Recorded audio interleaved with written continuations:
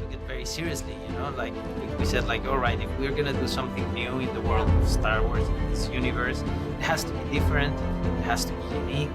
We have a great team. It only gets more intense, more painful, more I've loved that emotional. within Tony's writing and within the structure of season 1, I feel like we know who she is. Right. We know what her fight is, and we kind of have an idea where her sacrifice is. And everyone's responses to each character's responses to their own personal dilemmas and the kind of the global dilemma is only gets amplified more and more. So I think it's going to be really, really exciting. There's a lot of spectacular television. It's spectacular television that doesn't have the heart and the grit and the complexity, psychological complexity of the characters, and that's what this has. And I think that's why the response has been so.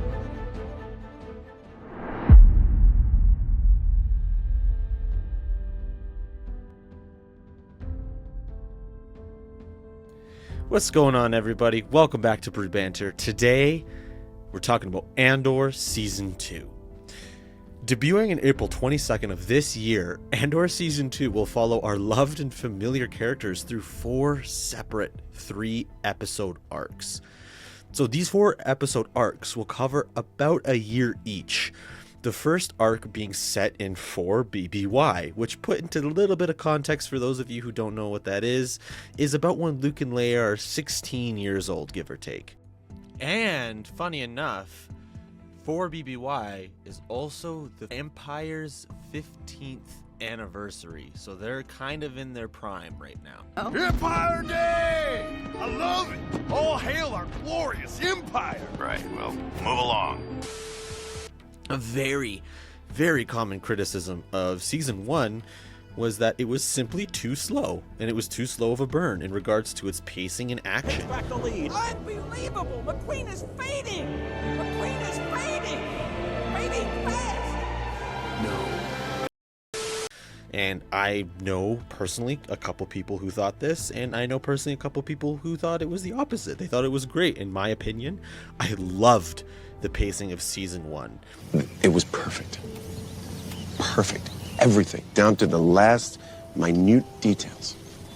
However, I'm also very, very excited to see the story in a more different, fast-paced and intense light. Having the characters so well built out in Season 1 will allow Season 2 to just refine these characters and take them to levels of complexity and relatability, and it'll give that to all of them. We will also be seeing Ben Mendelsohn returning to play Director Krennic. He states that his character and that of Dedra Meero will clash. He says, and I quote, "They won't see eye to eye. To me, it's cute." Dedra versus Krennic. Now Dedra is kind of like a black sheep of a sorts in the ISB. She kind of clashes with her co-workers, and she kind of has a hard time here and there, but she gets her way in the end, and she does have a really good way of going about it, and she's on it. I mean, on it. But we have to remember that her trials and tribulations and her issues have really only stemmed from people of very, very similar stature and power dynamic. She's just arguing with other co-workers pretty much at this point. She hasn't really caught the eye of anybody super high up yet. She had a little bit of a tussle with Wolf Yoloran when he came in the end, but in the end, she still just got her way and kind of just kept rising through the ranks. And if anything, Leo Partagaz, the major of the ISB, the main guy that we see there, has her back and is in support of her and loves her work. So seeing this dynamic and what is going to be a very, very powerful position. I mean, we're talking about Director Krennic. He's got a lot of power, and I think it's going to be her first taste of really trying to push through a roadblock.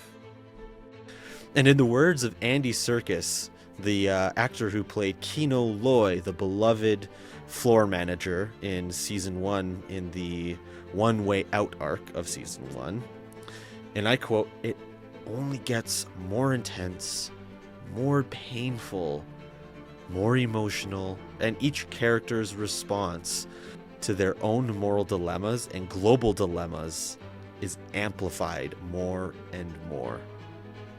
Well, damn, season 2 is gonna be a blast, filled with a much more jaded and constricted galaxy. They're all going to be coming together against bigger odds and grander consequences in this season. Season 2 will not just be about a few rebel cells coming together, but will unveil the birth of the grander rebellion, not just the freedom fighters or the warriors or the rebel cells, but the town folk, the farmers, it seems, the average citizen finally fed up with the tyranny of the Empire. In this new and final season of Andor, we won't just be breaking out of Narkina 5 or a prison, but the whole galaxy is going to be trying to break. Some more fun news. Andor will be continuing its trend of using large-scale, real-world locations as set pieces, like they did with Coruscant, and using the excuse my pronunciation, the Barbican and Brunswick Center in London, or the spaceport from Season 1, Episode 4, being filmed in the McLaren Technology Center. It's so cool. Season 2 has done lots of filming in Spain and the University of Arts and Science, and apparently the Bank of London. I am an absolute huge fan of this method, as all the sets that looked really convincing last season were just tastefully and beautifully reworked real-life buildings and infrastructure from our own cities, adding to the familiarity of this vastly different galaxy.